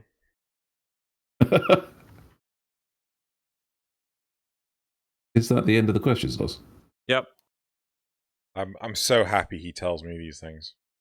It's what? You didn't I said say that was the last question from Zrugel. And the last question from Zrugel is... No, I just heard Zrugel. That's the most important part. So moving on, we're going to go to the community responses, which I assume I'm taking the time for.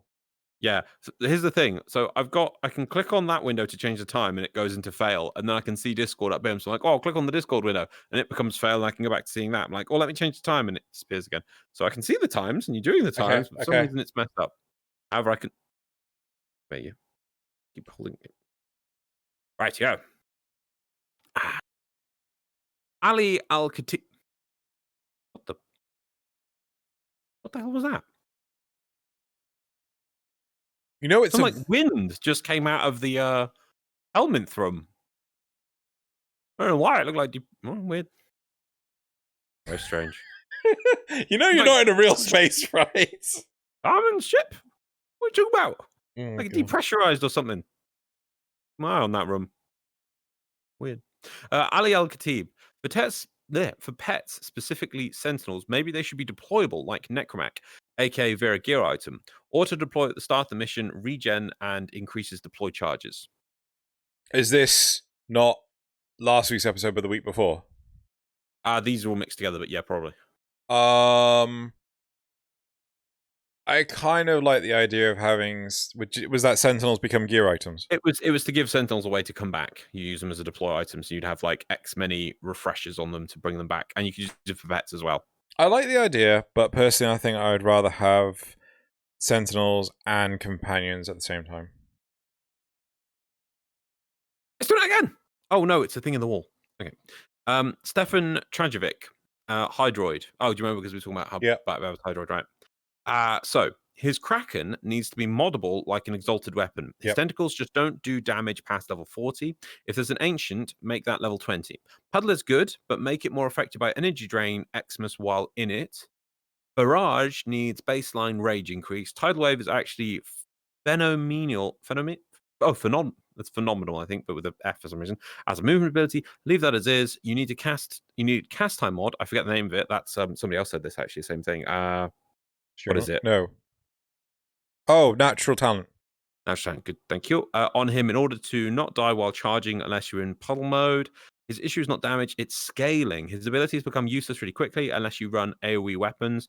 Aiming at the tentacles, knock down enemies, and so on is hard minigame. Hydro's problem is not doing damage. His problem is his CC is not damage enabler, but a ragdoll machine.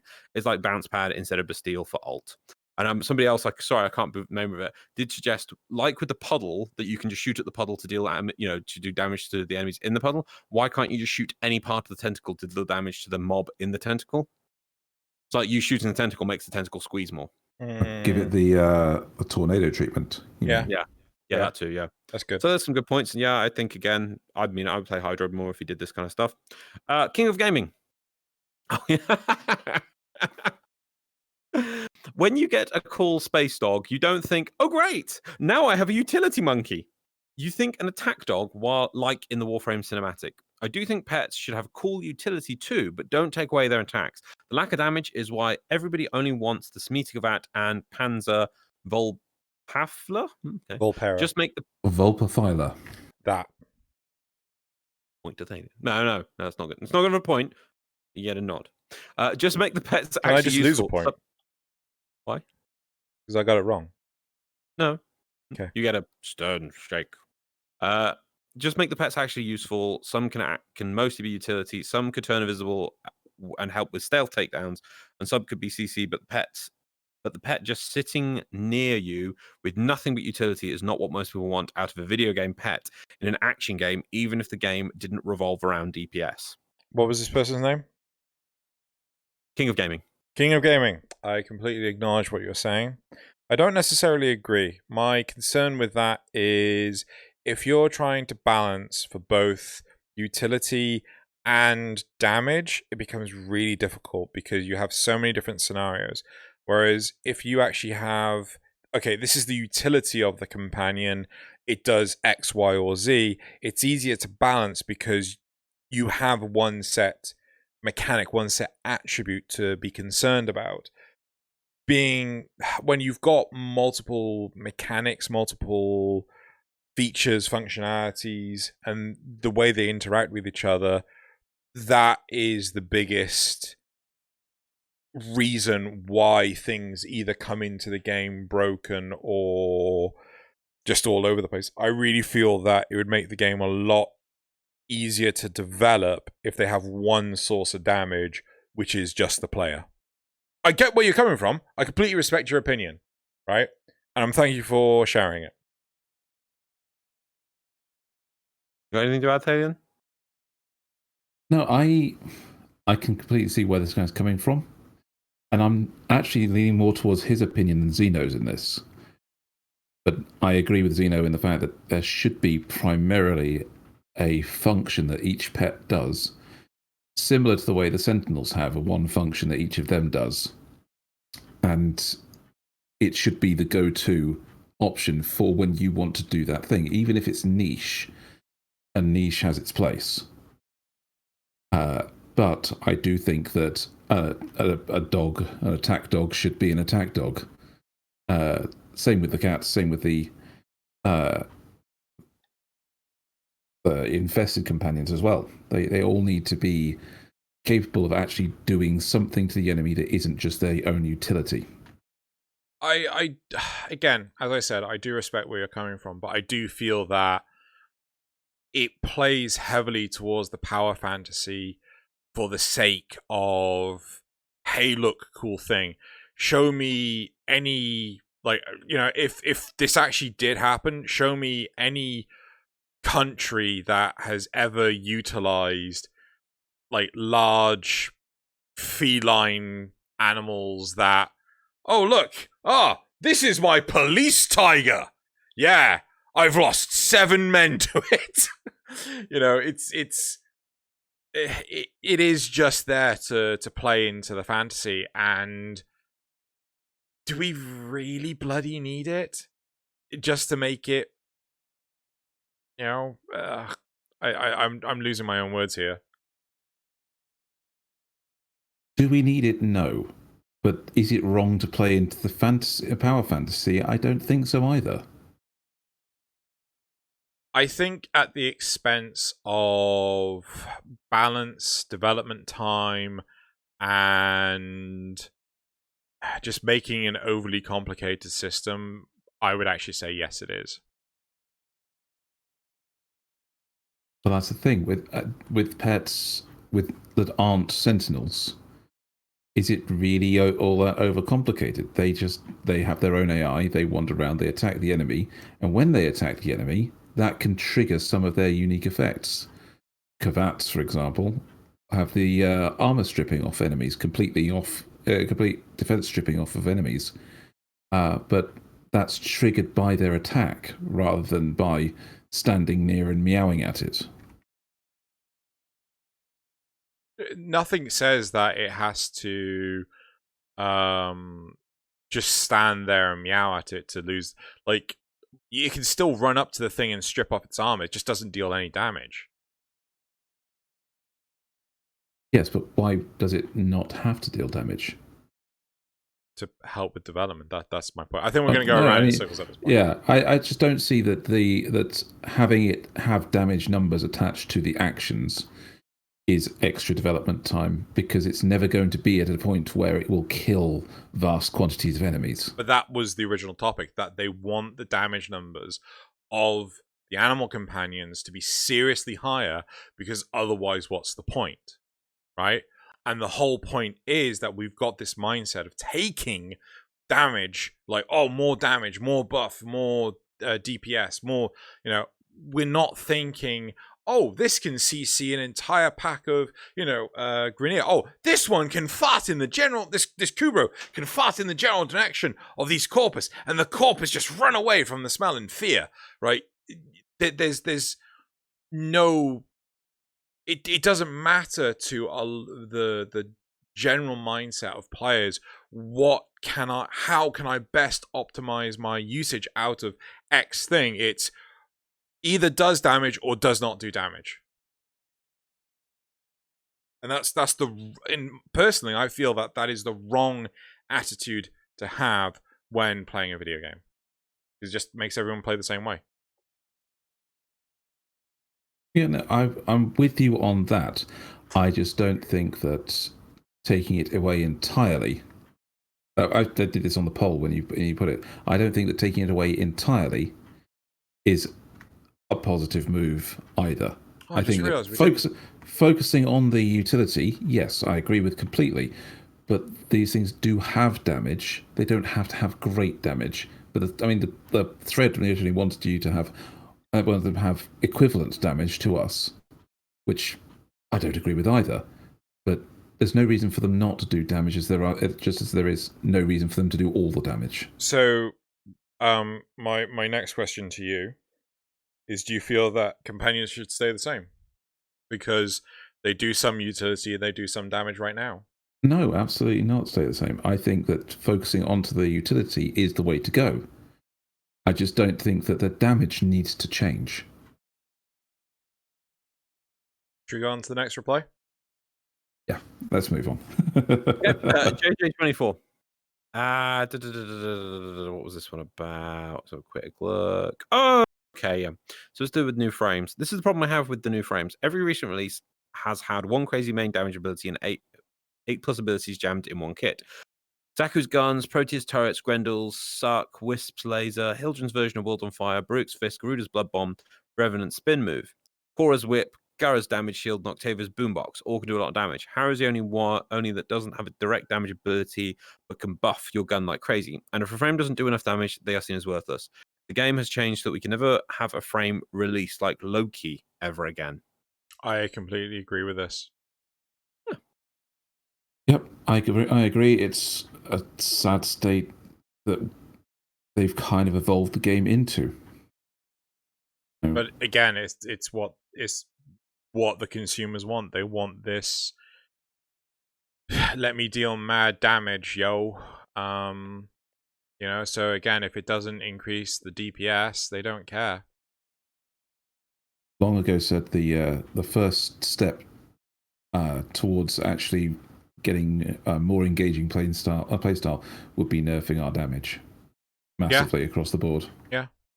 I mean, how World of Warcraft does frequent, well, I say frequent, like the last few expansions, they've squished something.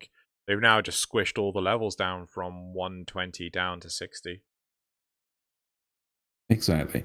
It's not the only step, of course, but it's the first one. And the last one is just Trex Paddock said, I also have never heard of Brooklyn Nine-Nine. So I'm not the only one. Yeah, I really wish you could just come over, Loz, and like we just binge watch it.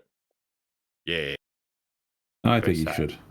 I haven't watched all of it, but I've watched plenty enough to get the jokes. So was that's it for that? Both episodes? Yeah. Cool. Right, and then we're going to move on to the memes. Yay! Don't get too excited. It's not double memes. I just like the memes. Okay, I might be off camera a bit for this one because my interface thing is doing something weird where I've tried to make new windows, and whenever I click on the window, it just defaults this other thing. And if I click off it, I can see what I want on that window. But then as soon as I click to go, right, I want to use that window now, I click on it and it just goes to this default image and it's like, what is going on? So I assume I've overloaded this in some weird way. So I'll have to go over there for a sec. So hang on. Hello, my windows that I apparently clicked on but can't access. Right. Okay. So I'm ready for the memes. Meme number one. Meme number one. Meme number one. So it's cut off the title on it. Game be like, game stealth is, sorry, the game. Stealth is recommended for this mission. Me. And then it is actually a GIF I didn't come across. It's from Evangelion with running at the camera shooting. There you go. You know it says Payday 2 be like. Yeah, I know. It was a Payday 2 one, but it was actually a generic game one. But it was on the Warframe meme list, and anything that's in Warframe memes, or that's how Reddit works, you see. No, it's not. It's on the good anime memes list. Yeah, no. Is that somebody has repasted it onto the Warframe meme frame subreddit? Okay. Right? But then instead of just stealing it as your own post, it cross links to the original one to be like, hey, this subreddit, you might find this funny and interesting, and then they put their own title, which is that. But then if I click on it, I have to go to the Payday one on the memes one to get the actual one. Right. Okay. People that like Reddit, please don't hate me for this. But isn't it the whole premise of Reddit? Just stealing other people's shit. We shall watch a video on this that shall explain it to you. And yes. Number two.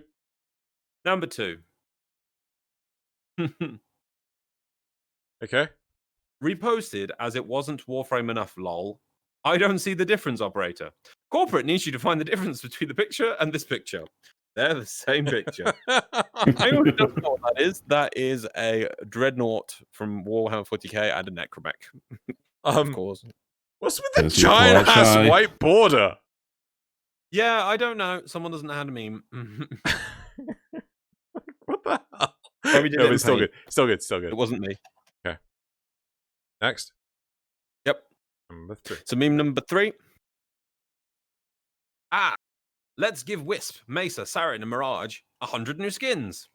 Things with the lowest drop rates in Warframe. Harrow systems, 2% drop chance. Shedu parts, 1% drop chance.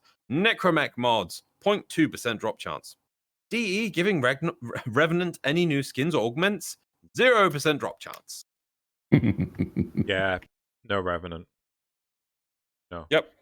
Fun fact: I did the calculation once for one of the rarest mods to get if it isn't in circulation on Cetus bounties as the reward.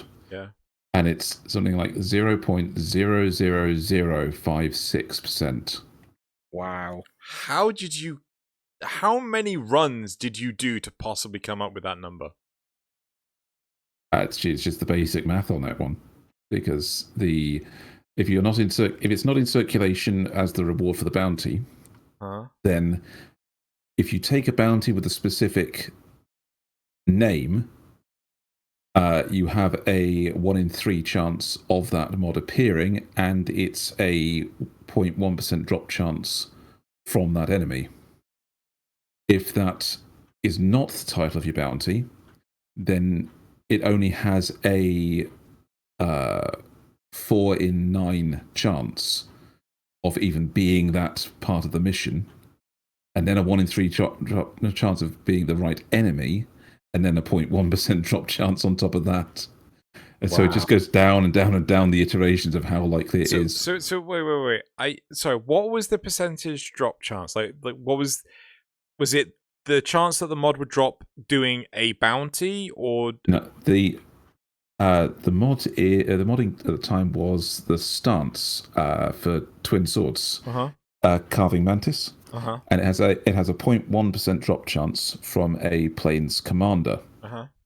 Now, the particular Plains Commander it drops from is one of 3, and on a bounty that features the Assassinate the Plains Commander, you have a 33% chance of it spawning even the right target. Okay. And then a 0.1% drop chance on top of that. Right. Okay. And it just goes down the iterations until if you just take any random bounty out of Cetus without it being the okay. Yep, I'm with you now. It's so far down. Should we move on to meme number 4 now? Meme number 4. Cool. Think of the possibilities. A Ku village asking you if your wallet feels lighter implies the existence of wallets, further expanding the fashion frame universe. I'm expecting DE's streams on Twitch to be sponsored by Ridge Wallets now. Oh my god. Oh my god. Yep. Right, next meme. Number 5. Yep. Fuck. I can't believe you've done this. 1 stolen, number 4 from Blueprint. So you have chosen death. Lol. Absolutely brilliant. Oh. And I made this I made a reference about this last week. Zrugal did actually get it right. It was, remember I said about Chrono Trigger? So Lavos was the end boss. There you can see him on the left.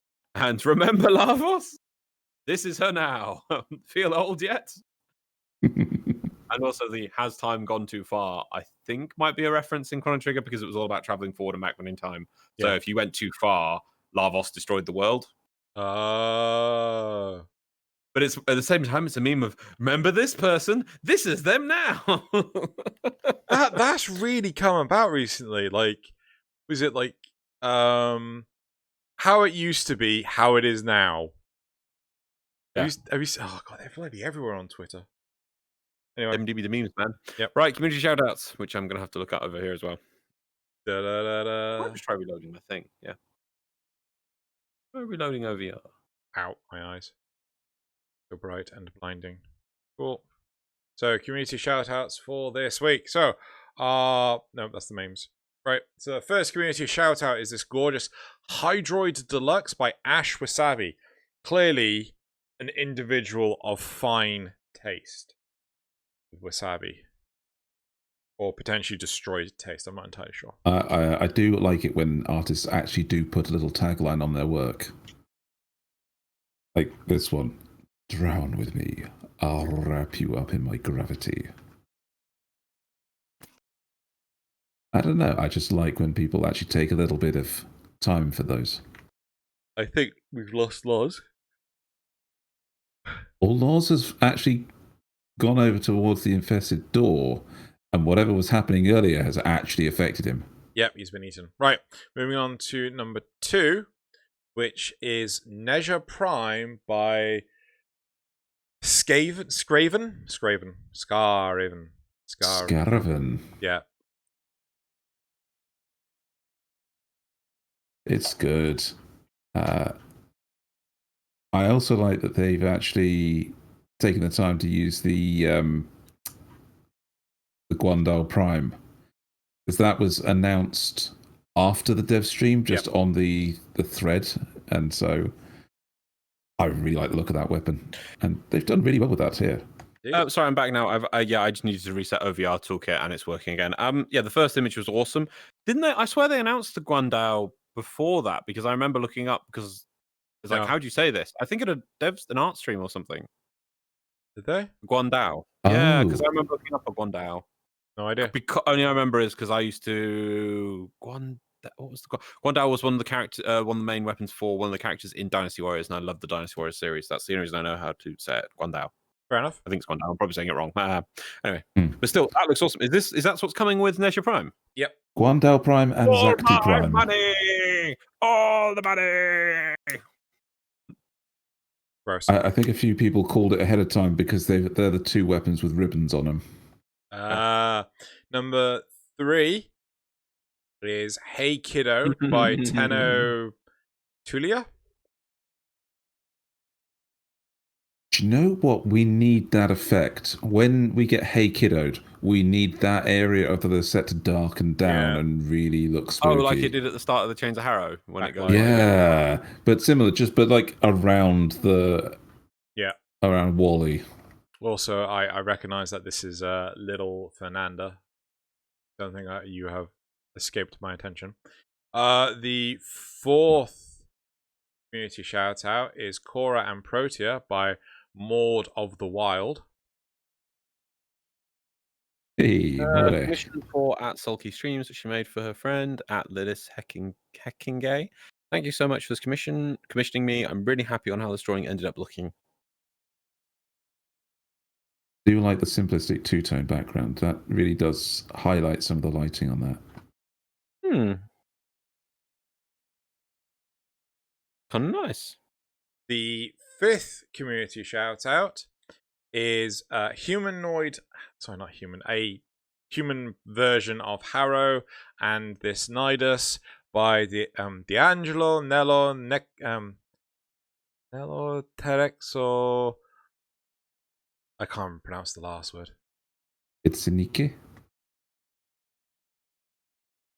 I don't know, maybe. If I've butchered that, I do apologise. Arlo has. But yeah, nice. I'm not nice. Not being mean. I'm not really a fan of the second picture because I love the Nidus. What DK mode? Is it called DK mode? In Gold Knight, it was called DK mode. The Donkey Kong mode because of the big heads. Oh, it's more chibi, but okay, fine. But we're old.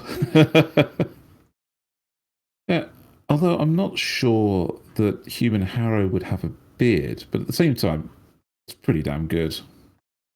The Human Harrow looks kind of, I don't know, maybe. I suppose maybe he was a demony priest, isn't he? Yeah. He is not a happy priest. Yep, and the last one. And the 6th sixth and last community shout out for this week is Good Boy Nezha Prime by Rittens. Oh. He's a good boy. I like the I'm not a fan of big heads as much, but this kind of style of stylized body shaping to exemplify things, but still having a form. Yeah. Being super thin legs and arms. It's good. He's a good boy. He's a boy. Mm. A good boy. I like the extruded legs are good because Nezha's got the fiery, slidey feet, and it kind of makes them look like they're in a bit of a mirage state. Cool. Well, that's it for this week's community He's a good boy. shoutouts. And now Loz is going to hit us up with his quote. Wait, he is? Or just scream at us, you know. What? Whoa, what are you doing? It's gone from... Why? I'm going It's because you're trying to position him over that helmet door. I don't know what the Really? quote is. I've never heard of this. I don't think I've seen it. Okay. Quiet. Okay, right, I'm ready now. So what this one is a bit jokey from normal because it leads into what I remember I'm supposed to be doing next week. In the past, all the Grenade Queen had to do was look respectable in their Yuvan and not fall out of her Kuva fortress. Now we must invade people's comment feeds and ingratiate ourselves with them. This monarchy's been reduced to those lowest, basest of all creatures. We've become memes.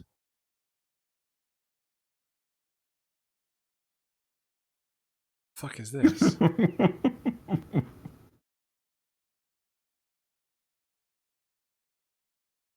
Do you have any idea, Thaylien? I think I do. Go for it.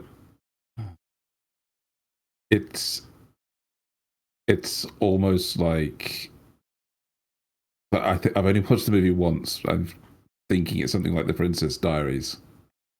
Kind of, yeah, that's kind of the right line of things. I think Princess Diaries is an older film. This one's 2010. But you're right on the sort of royalty aspect of that. Have I seen this? I have no idea. It's a 2010 film. I think if I asked for the original quote, I wouldn't get it. You can have finish quite film. Go for it. In the past, all a king had to do was look respectable in uniform and not fall off his horse. Now we must invade people's homes and ingratiate ourselves with them. This family's been reduced to the lowest, basest of all creatures. We've become actors. Fuck, I recognise that. Oh no, I do recognise that. Right on my head. All the king had to do was turn up on that.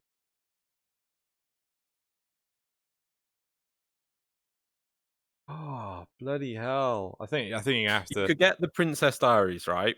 Okay, And no. It's Is it something, right? So then it's not princess, but another type of royalty. And it's not diary, but another type of thing with words.